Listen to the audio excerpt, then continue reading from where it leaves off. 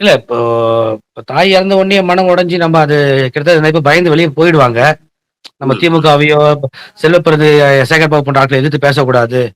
நம்ம வேலை உண்டு அப்படின்ட்டு வேலைக்கு போயிடலான்னு நினைப்பாங்க நெறைய பேரு. இந்த அளவுக்கு இழப்பு ஏற்பட்டு. ஆனாலும் சவுக்கு சங்கர் வந்து அமைதியா போற மாரி தெரியலைங்க. நம்ம பேசின விஷயத்த தெரியுது. ஆனா அவ தாய் அவங்க இழப்பு மிகப்பெரிய பேரிழப்பு தான்.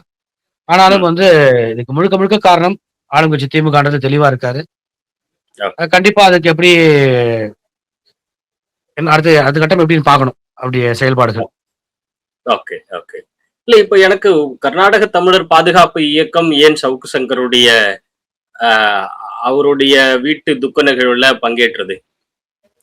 ஆமா. இந்த கேள்வி நெறைய பேர் எனக்கு கேட்டாங்க. நெறைய பதிவுகள்ல பார்த்தீங்கன்னா கூட, இவரு சவுக்கு சங்கர் வந்து நமக்கு தமிழர்களுக்கு துரோகி. சீமான வந்து ஆதரவு தெரிவிச்சாரு. சீமானுக்கு எதிர்த்து அப்ப நாம் தமிழர் கிண்டல் அடிச்சு பேசுறாரு. அப்படிலாம் நெறைய பேரு பேசிட்டு இருந்தாங்க. அது மட்டும் இல்லாம இவரு சந்தர்ப்ப சூழ்நிலைக்கு தகுந்த மாரி அரசியல் செய்றவருன்ற மாரிலாம் விமர்சனம் வச்சாங்க. நான் அதெல்லாம் ஓகே. பார்க்கல. எனக்கு நமக்கு தமிழர்களுக்கு பொது எதிரி யாருன்னு பார்த்தீங்கன்னாக்கா, திராவிடம் பேசுற திமுக தான். குறிப்பா தமிழ்நாட்டை ஆண்டு கொண்டிருக்கிற திமுக தான் தமிழர்களுக்கான பொது எதிரி. அந்த பொது ம். எதிரியை பார்த்து பொது எதிரிய இவரு ரொம்ப தைரியமா, போல்டா சவுக்கு சங்கர எதிர்த்து பேசிட்டு இருக்காரு. அவங்களுடைய முகத்திலே கிழிச்சு காய போட்டாரு. அதுல சவுக்கு சங்கர் பங்கு பெரிய பங்கு தமிழ்நாட்டு அரசியல்ல. ம். கிட்டத்தட்ட சவுக்கு சங்கர பார்த்து திமுக பயப்படுதுங்க. நீங்க பயந்த வசம் தான் அன்னைக்கு அவர சிறையில வைக்கிறது, குண்டாஸ் உள்ள போடுறது, இந்த பெரிய வேலை பண்ணிட்டு இருக்காங்க. அப்படி இருக்கும்போது நமக்கு பொது எதிரிய வந்து வீழ்த்துவதற்கு ஒரு பலமா இருக்காரு சவுக்கு சங்கர்.